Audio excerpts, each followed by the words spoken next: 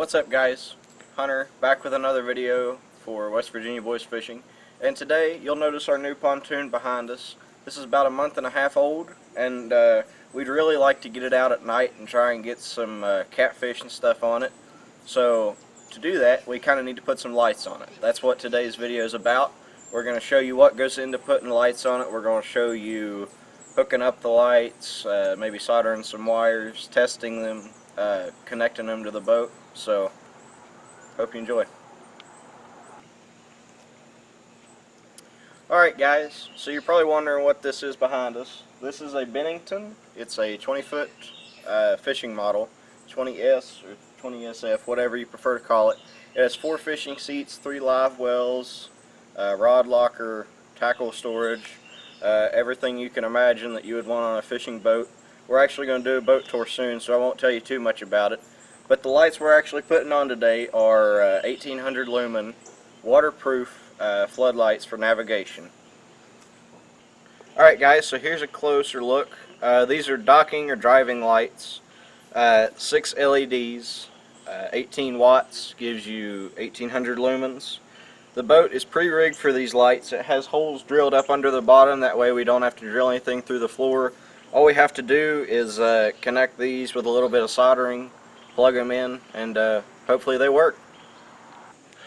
Okay guys, so just as a public safety announcement, this should go without saying, but this is YouTube. This is very dangerous, so don't do this without adult supervision. Essentially what we're going to do is we're going to heat the wires up. We're going to put some rosin core lead solder over the wire so that the wires adhere together better. And then we're going to put marine grade heat shrink tubing over top of the wire to seal it up, so if water ever gets close to it, it won't get in it. So we're not going to do an electronics video, but essentially all there is to this is we're going to heat the copper up to the temperature that's required to melt the solder. The solder is going to run between all the strands of copper, pretty much gluing them together for the most part.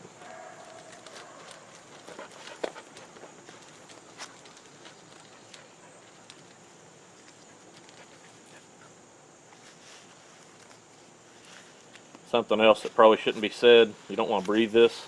It is full of lead, so it is bad for you. So.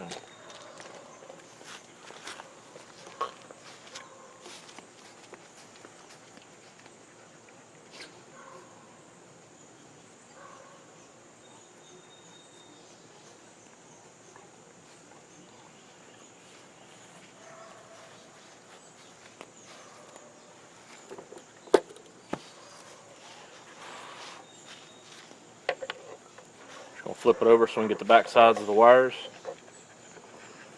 Pretty much the exact same thing we've already done.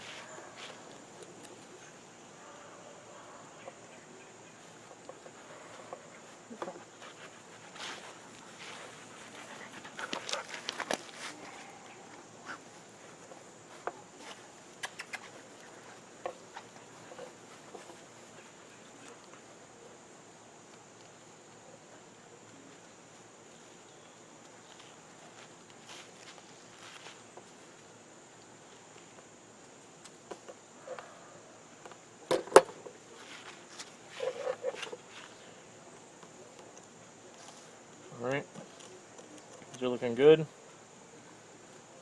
Just be careful if you're handling a soldering iron. It is very, very hot.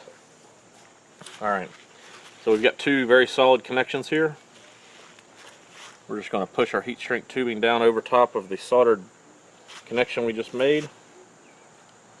And we're going to heat the heat shrink tubing up and let it pull up against the wire. This marine grade heat shrink tubing has an adhesive in the middle of it that helps it stick and makes it completely waterproof.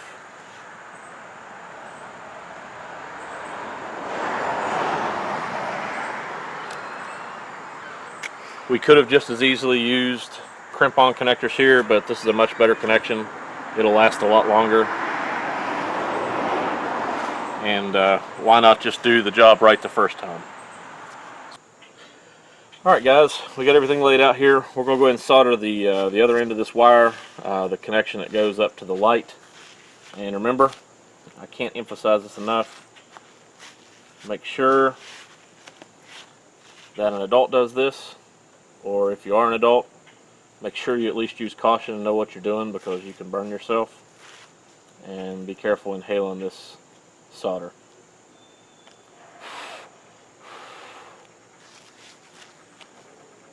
It's a really quick and easy way to make a really good electrical connection if you've got the right tools and understanding of how to do this. This is much better than using a splice connector, a crimpable connector. This will last longer than the wire will.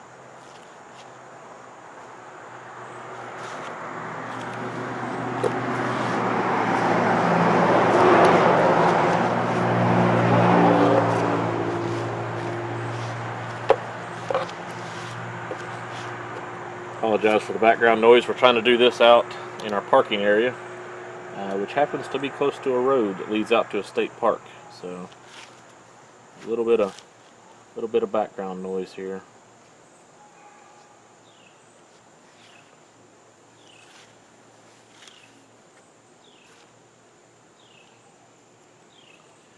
All right, so we've got these connections all made.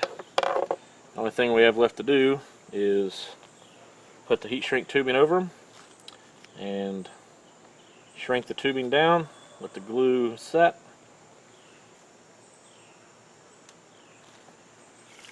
Grab my lighter there for a second.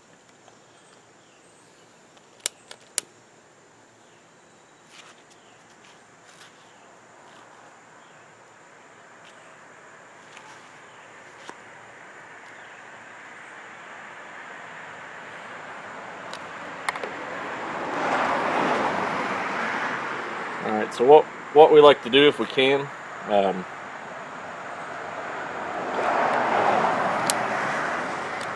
is we do shrink tubing over the exposed electrical connection, and then I like to run a larger piece of heat shrink tubing over top of that. It makes the connection a little bit more durable, and if it ever gets pulled on or yanked on underneath the boat, it should be a little bit more rugged this way.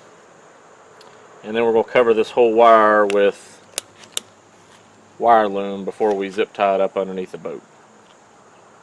Alright, we've got a connection pretty much ready to go up under the boat now.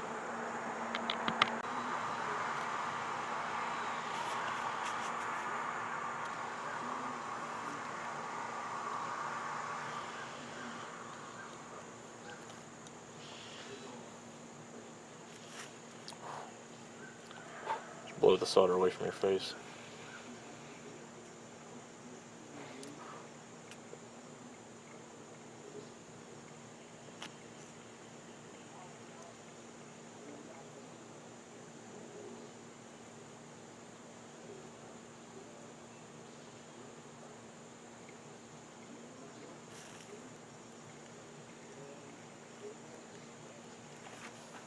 Okay, roll it over. Actually, the black one looks good. It's just the red one that needs some.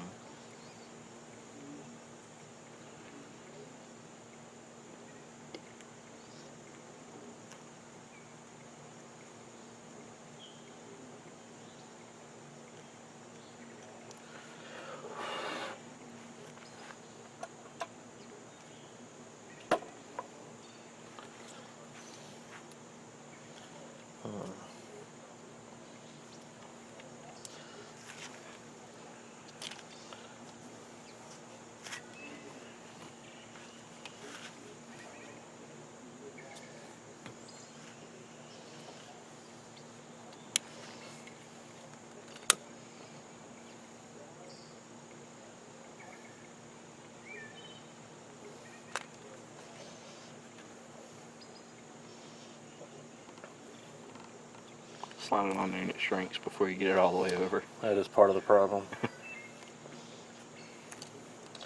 It's going to be kind of hard to get over this one anyway, because that spot there at the end got A little wobbly.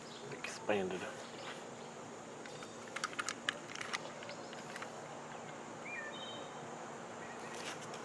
Goodness gracious.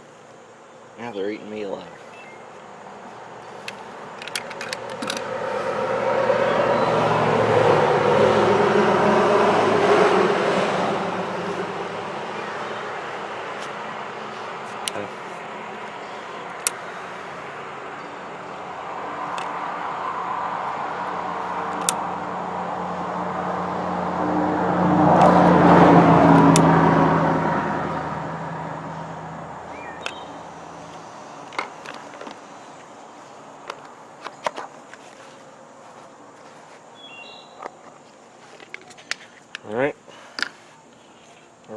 some electrical tape around this,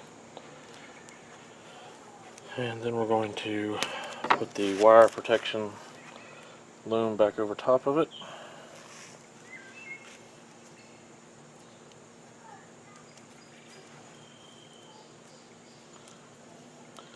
Anything you can do to prevent water or moisture into an electrical connection is always going to allow for a stronger connection for the life of the need of the connection.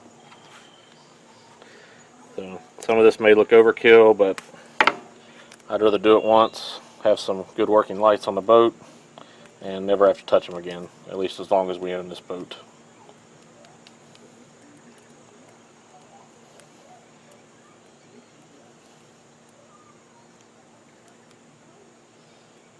Okay.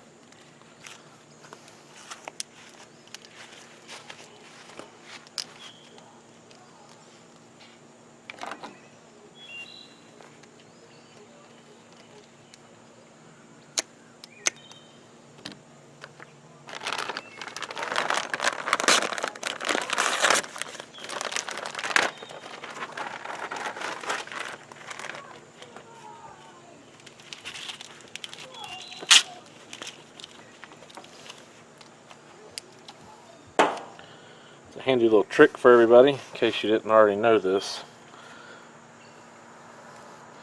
If you run a couple of runs of tape around this spiral loom, when you're connecting a smaller piece to a larger piece, you can bring that tape up through the split, and it will keep this spiral loom from slipping and trying to come back off.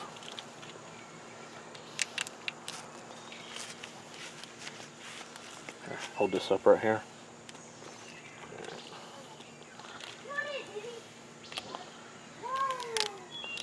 Alright. So, wrap that around there like so. That'll keep that spiral loom from ever moving, at least as long as it's on here. And then we're going to do the exact same thing down here on the end to keep the spiral loom from trying to move there as well.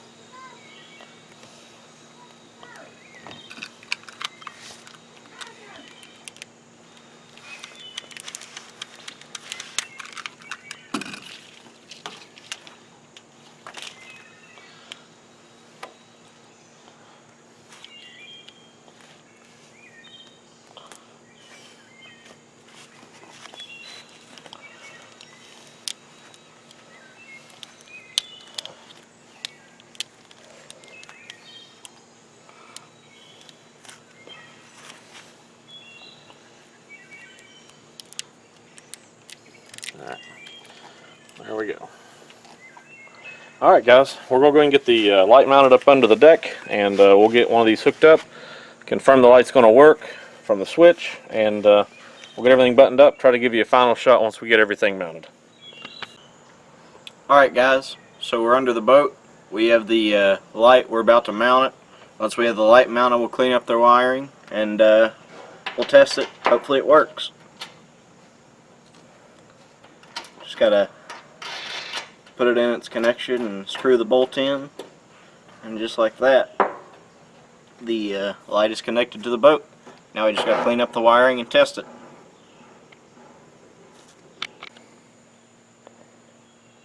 Alright guys, so we've got the lights mounted on the boat. We're about to find out if they work. Here goes nothing. Alrighty. I guess they work. So, that's how you mount lights on a boat. Hope you guys enjoyed the video. If you liked it, hit the thumbs up. If you're not already, hit the subscribe button. And if you want to get notified every time we put out a new video, hit the bell button right beside the subscribe.